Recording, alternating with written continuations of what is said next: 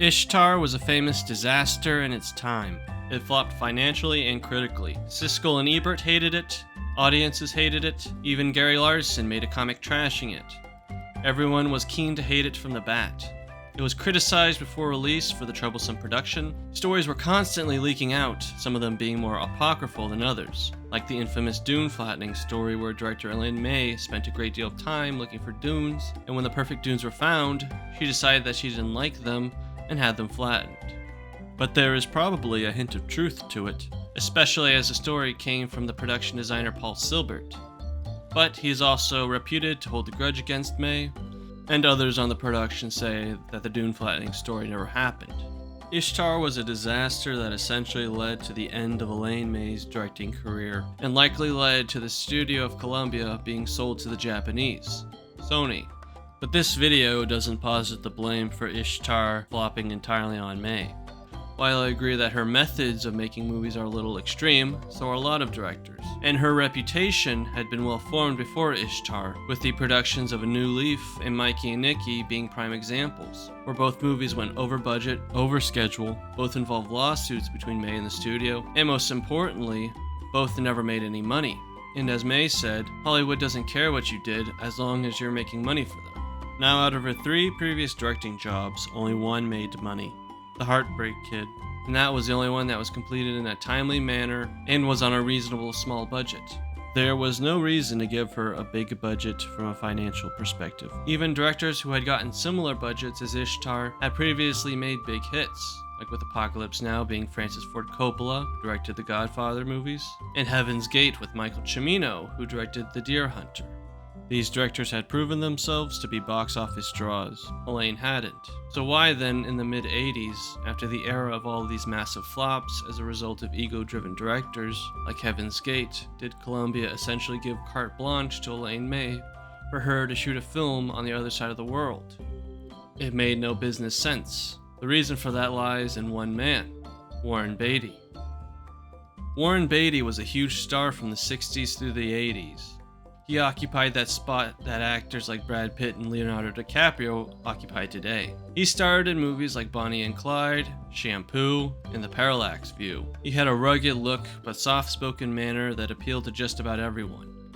The ladies loved him, with him being in a countless number of flings. He also wasn't just an actor, he was a producer, writer, and director, being involved in hit after hit. His directorial debut was a co-direction on Heaven Can Wait, a film that starred him and was co-written by him and May. This film was a huge hit, and it gave May a new career as a screenwriter/script doctor, after the Mikey and Nicky debacle had essentially blacklisted her. Beatty's next film was very ambitious, and probably something only he could have gotten made, and that was Reds, a movie about an American communist, John Reed, and his relationship with journalist Louis Bryant. Not only was the subject matter controversial, communism, but the film's production was incredibly arduous, with Beatty regularly doing 70 to 80 takes for a scene, reportedly causing some actors to have breakdowns as he didn't give many notes or direction. The script was also quite a mess, and he had the script being worked on while the film was being shot. May was notably one of the writers, but despite the production problems and the film being over 3 hours on a controversial subject, it was a critical and financial success. It was even screened for President Reagan, who according to Beatty liked it. It didn't make too much of a profit, but it was nominated for 12 Academy Awards, winning 3, Best Supporting Actress, Best Cinematography, and Best Director. If the film was a flop, it probably would have hampered Beatty's career, like Cimino's, but it just made him even more popular. But Beatty didn't know restraint, and for his next project, he decided to go to bat for Elaine. He was grateful for her contributions to Heaven Can Wait and Reds, and he felt that she needed a strong producer to go to bat for her, and decided it would be him, so he decided to let her do whatever she wanted. May decided on a film based on those Bing Crosby and Bob Hope travel movies, where the singer and comedian would travel around the globe and get into international situations. The Road to Morocco is probably the most similar one to Ishtar. There were also musicals, as they would often break out into songs. They're quite corny, but they weren't trying not to be. Ishtar was to be a film about 2 bad musicians who get involved in a more modern international conflict, a Cold War one. Beatty was obviously chosen to play one of the musicians. The other one was Dustin Hoffman, who was grateful to May for her work on Tootsie. Now, you know that Beatty can be difficult from his production on Reds, but so was Dustin Hoffman. He was difficult in the way he would delay taking projects. He did this with the adaptation of La Brava, a novel by Elmore Leonard, which inspired the book, then movie, Get Shorty. Danny DeVito's character is based on him. He was also known to take smaller roles he had and make them bigger, and was an intense method actor, infamously with Marathon Man, where he stayed up for 3 days. Now, these three people, May, Beatty, and Hoffman, were all attached to this project, so it seemed that any production from it would have been quite the investment in money, time, and resources. The head of Columbia at the time, Guy McElwain, knew this, but he was a personal friend of Beatty, and he was aware of Beatty's track record as a producer, which was flawless, never having a flop before. And the thought of it going to a different studio and it being a hit motivated him to take the risk. Of course, Beatty only produced about 4 films till then, which isn't a big number, but they all did quite well. The film was to be shot in Morocco and then New York. Beatty really wanted to make sure that Elaine got everything she needed, and got her Vittorio Storaro as cinematographer, which he didn't seem to be a great choice, as he never worked on a comedy before, which led to a conflict between him and May, as Storaro wanted a more cinematic shot, while May wanted something more comedic. Beatty's then girlfriend, Isabella Adjani, was also added to the cast as the rebel leader and love interest of the musicians. She had an interesting history in film, effectively being blacklisted from the French film industry at one point for being difficult to work with. It was speculated that she and May did not like each other. The desert scenes were to be shot in Morocco. The studio originally wanted them to shoot in California, where they could imitate the desert setting quite well, but the parent company, Coca-Cola, had funds in Morocco frozen that they could only use there, so that's where they went. This, of course, was a blunder on Coca-Cola's part. Because if the film was shot in the US, the studio could at least have better oversight on them, rather than a country thousands of miles away, which wasn't even used to accommodating giant film productions. Even getting certain replacement pieces of equipment would be difficult, and various other factors like safety would be called into question, especially considering there were rebel fighters still in Morocco.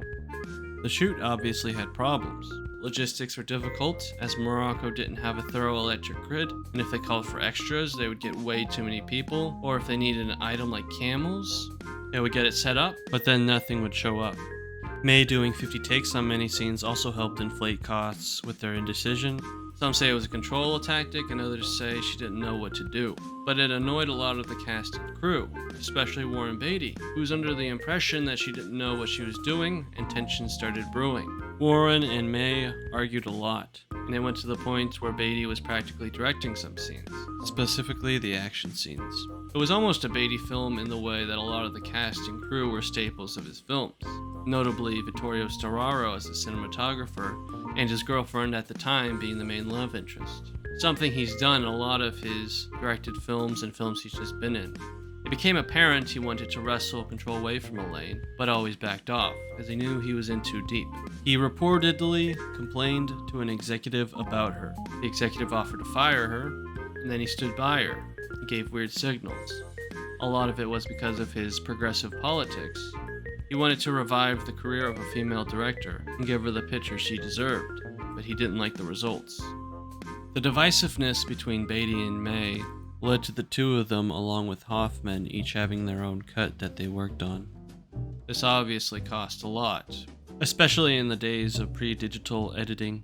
Guy McElwain was removed as studio head, presumably because of Ishtar, and was replaced by David Putnam, a man quite critical of projects like these. It was theorized that he leaked stories to the press and intentionally sabotaged the movie.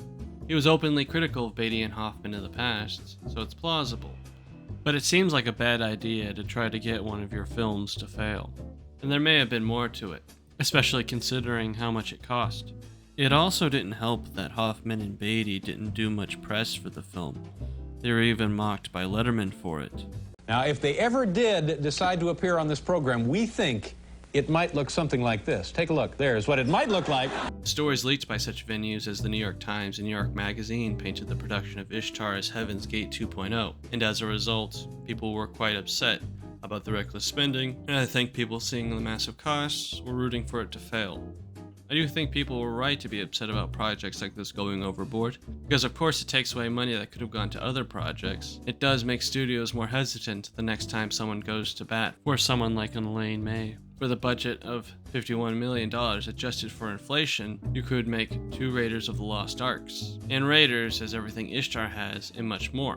More locations, more action, and even some good humor too. But honestly, by today's standards, where it feels like several movies with an Ishtar budget are released and flop, it's not that bad. At least this one's not a sequel, prequel, or remake just to make money. It was something new, with people who had a vision behind it. But despite getting good previews, the film flopped spectacularly, and nearly everyone hated it. May's career in film, especially directing, was finished. Warren Beatty gave her way too much, and then tried to mold the film into one of his. He probably should have championed something with a smaller budget on a smaller scale, and they should have put her on a bit of a leash, especially considering her past antics. I think Beatty should have been more hands-off and just attached his name as producer. I think if he did those things, she would have had a better shot at re-establishing her directing career. But Beatty went overboard. He tried to be Elaine May's savior, but instead tanked her. Like the presidential campaign of George McGovern, who Beatty campaigned for, even putting together massive celebrity concerts, lost spectacularly. May's definitely not blameless, and a lot of the other decisions by the studio and Coca-Cola weren't so great. Flop made a strong ripple and is part of the reason why Coca-Cola sold to Sony and why Putnam was ousted months after. Beatty and Hoffman's careers were past their peak around this period as well, but that can also be because they were getting older. They were both around 50 at the time. And they still got extremely respectable work. Beatty directed a few more films, most notably Dick Tracy, a really interesting looking film, and Bulworth, a film where Beatty plays a disillusioned politician who starts acting like this. It's a time when every homie got to risk his neck and fight for the thing that he believed in, and he got to preach it right. Believe it or not, this film was well received. Dustin Hoffman's career in acting has still been consistent. He's just not the lead as much anymore. But despite the criticism of Ishtar, there has been a reevaluation of the film, which has generally been regarded as positive. Gary Larson even apologized for his comic after seeing the film on an airplane, and the film was even voted twice in the Sight and Sound poll for 2022, but that's the one where John Delmin won, so it doesn't say too much. I don't think it's one of the greatest movies of all time, but I don't think it's one of the worst. And the film is quite funny. It's not the Citizen Kane of comedies, but I do think it's an enjoyable watch that pokes fun at the Cold War era of politics. I especially like Charles Grodin as a CIA agent who really does steal the show. I think the humor can be a little awkward at times, like both of them thinking that Johnny is a boy. It goes on way too long. The songs are funny, but they're not that catchy, which would easily make the movie more memorable. Overall, I think it's a better watch than Reds. It's at least shorter.